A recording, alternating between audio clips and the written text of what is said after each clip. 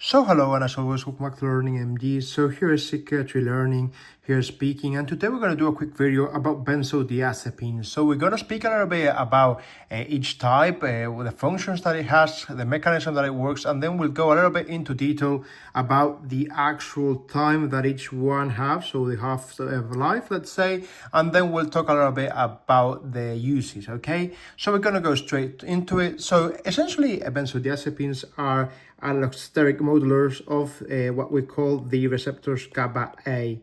So basically what they do is anxiolysis. So basically if you've got anxiety, they will help with it. Also, they do some hypnosis, and also many of them, as they actually go into the actual receptor, or they modulate the receptor of the GABA A, what they do is they have anti-convulsing basically for epilepsy.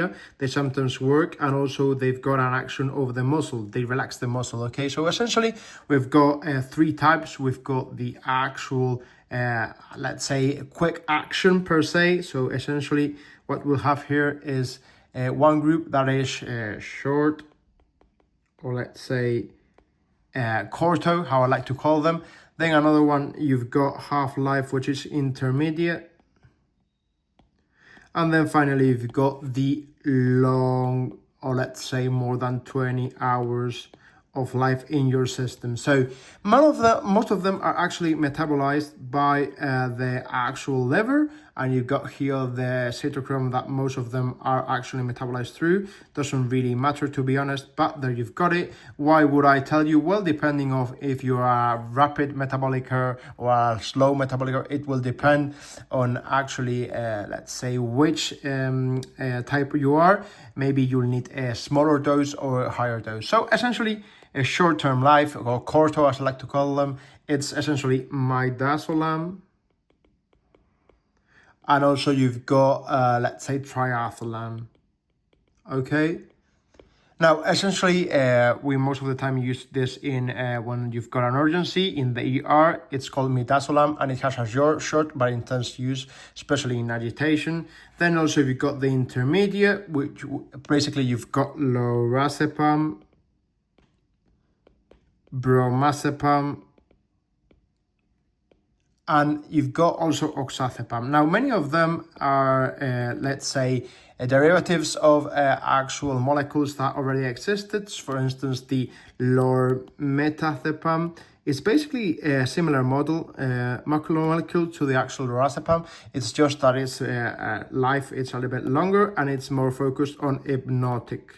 So basically, this is in case you've got insomnia, or you do not, let's say you wanted to sleep better or sleep longer, you have lormetazepam for people who have insomnia, and lorazepam would be more of an anxiolytic view. Basically, if you are deciding on which benzodiazepine you want to prescribe, well, essentially lorazepam would be if you want more the anxiolytic side, and lorazepam if you want more the hypnotic side, okay?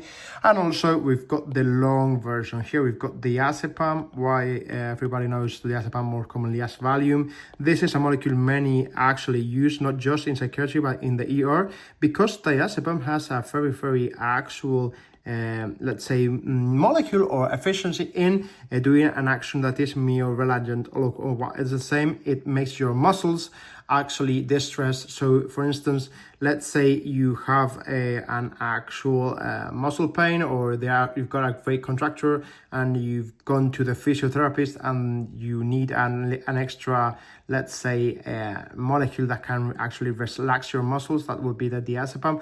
Also remember, in psychiatry most commonly it's used when you've got a patient which is dissociated. Many times you can use the diazepam in dissociations, okay? This would be also an actual view. Now remember, you've also got clonazepam, the commonly known as Rivotril, and also diazepoxide, which essentially is the tranxilium, okay? Both of them molecules are quite long. Let's say they have a life which is very long, more than 20 hours, therefore should be used carefully, okay? Now, as always, I'm going to tell you some actual shortcuts or some actual things you can do so you can learn them for the exam, or if you've got any doubts about it. And it's basically, there are some molecules that I've mentioned that are metabolized through glucoconjugation. What does that mean? Well, they do not have actually a metabolic let's say residue, and therefore have a better profile in case you've got liver issues, okay, which many of our patients do tend to have liver issues, and that would be lorazepam, lormetazepam, and temazepam. Now, there are many more benzodiazepines, but depending on your country or depending on the use, many of them are which I've already told you right here. Now, also I wanted to tell you about alprazolam, or the most commonly known tranquimacine, okay?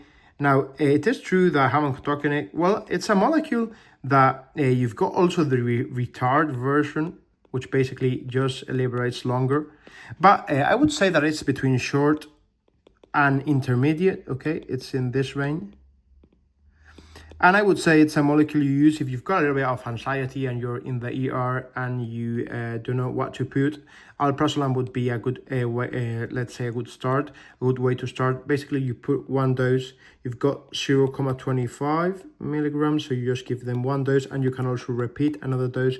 Normally, in people who have never tried benzodiazepines, it will be a very good anxiolytic, and I think that it's an actual good start, okay? Now, when do we use benzodiazepines? Well, there's a fair bit of actual evidence that you can use them for anxiety, obviously. You can also use them on insomnia. Okay, you can also use it with delirium tremens. So when people, basically when people just stop all of a sudden to drink, they've got an issue, they can do Wernicke-Korsakoff, and evidently they can do some delirium tremens. Will let's say the diazepam is the most go-to in case you have a thought that somebody has stopped drinking and they are in your actual unit. The way to do it would be to start diazepam, let's say every 6 or 8 hours. Now remember that it's very important that the actual patient does not drink, because you've got a risk that all the benzodiazepines can actually lower your actual conscious level. Therefore, if you do actually take diazepam plus alcohol, there's a high risk that your life is in danger. So you've always, when you prescribe this stuff, you've got to really be on it and make sure that the patient will not drink, because sometimes they block the same receptor, the GABA receptor, and therefore you may have an issue if both alcohol and diazepam are there, because you basically stop breathing, okay? Now, evidently, the adverse, there are many more indications. They've also got epileptic crisis, also in many other actual syndromes, such as the actual spasticity syndrome. There are many actual indication also when there are acatisias because of neuroleptics, that can also happen.